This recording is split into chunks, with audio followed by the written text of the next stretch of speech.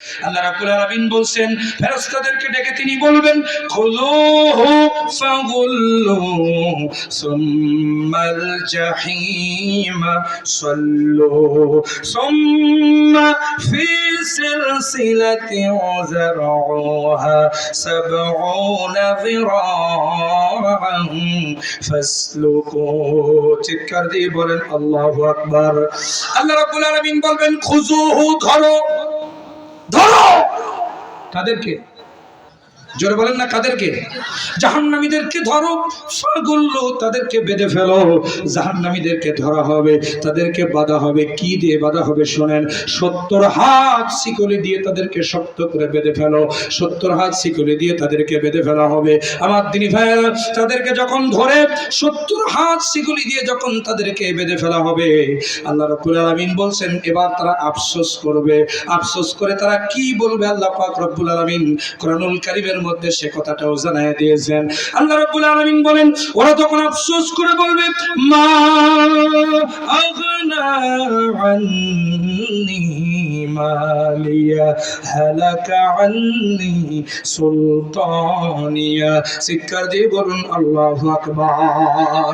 মা আগনা আন্নি মালিয়া, দুনিয়ায় আমার অনেক টাকা ছিল, অনেক কম পয়সা ছিল, অনেক অর্থ ছিল, অনেক গাড়ি বাড়ি কলকারখানা মিল ফ্যাক্টরি ছিল, কিন্তু আজকের ওই কোনো কিছু আমাকে জাহান্নামের আযাব থেকে বাঁচাতে পারলো না। এই বলে তারা আফসোস করবে। শুধু তাই নয়, ওরা আরো বলবে হালাকা আন্নি সুলতানিয়া, দুনিয়ার জমিনে আমার অনেক ক্ষমতা ছিল, অনেক ক্ষমতা ছিল।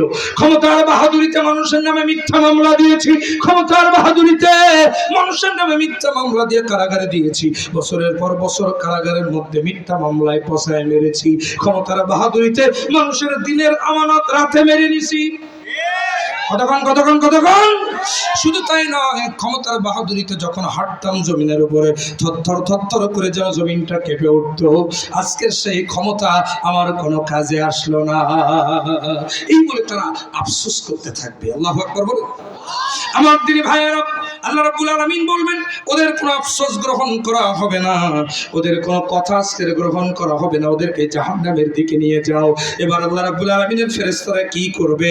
আল্লাহ পাক রব্বুল আলামিন সূরা আমার ভাইরা, আল্লাহ পাক রব্বুল আলামিন সূরা জুমারের 71 নম্বর আয়াতে কারিমার মধ্যে আল্লাহ সুন্দর করে বলছেন ওয়াসিকাল্লাযীনা কাফারু ইলা জাহান্নামা যুমারা।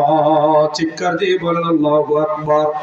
তাদেরকে বেঁধে টানতে টানতে হেসড়াতে ধাক্কা দিতে জাহান্নামের দিকে নিয়ে যাওয়া হবে। নাউজুবিল্লাহ। জাহান্নামের দ্বার প্রান্তে যখন তাদের নিয়ে যাওয়া হবে, জাহান্নামের দ্বার প্রান্তে যখন তাদেরকে উপস্থিত করা হবে, তখন কি হবে? আল্লাহ রাব্বুল আলামিন বলছেন হাত্তা ইযা জাউহা ফুতিহাত আবওয়াবুহা। জাহান্নামের দ্বার প্রান্তে যখন তাদের উপস্থিত করা হবে, অটোমেটিক জাহান্নামের দরজাগুলো খুলে যাবে। জাহান্নামের দরজাগুলো খুলে যাবে। আমার ভাইরা, জাহান্নামের দরজাগুলো খুলে যাওয়ার পর ওই জাহান্নাম থেকে একদল দ্বাররক্ষী ফেরেশতা বের হয়ে আসবে। হাদিস শরীফের মধ্যে এসেছে যাদের নাম হলো মালেক বাহিনী। জোরে কোন কি বাহিনী? মালেক বাহিনী। ওই মালেক বাহিনী বের হয়ে এসে জাহান্নামের দ্বার প্রান্তে দাঁড়িয়ে থাকা জাহান্নামীদের কাছে কয়েকটা প্রশ্ন করবে। কি প্রশ্ন করবে? আল্লাহ রাব্বুল আলামিন কোরআনুল কারীমের মধ্যে সেটা জানিয়ে দিয়েছেন। ফেরেশতারা প্রশ্ন করে বলবে ওয়াকালা লাহুম খাজানাতুহা আলাম ইয়াতিকুম রুসুলুম মিনকুম। চিৎকার দিয়ে বলুন আল্লাহু আকবার। ওরা প্রশ্ন করে বলবে জাহান্নামে কেন আসছো? জাহান্নামে আসছো কেন? কেন আসলা জাহান্নামে? আলাম ইয়াতিকুম রুসুলুম মিনকুম, তোমাদের কাছে কি কোনো রাসূল যায়নি? জাহান্নামে আসছো কেন? আমার তিনি ভাইরা বলুন তো, আমাদের কাছে রাসূল আসছিল কিনা? একটু জোরে বলুন, রাসূল আসছিল কিনা? আমার ভাইরা, এ যারা জবাব দিলেন রাসূল আসছিল, এবার বলেন স্বচক্ষে রাসূল দেখছেন কে কে? হাত তোলেন। কেউ দেখেছেন?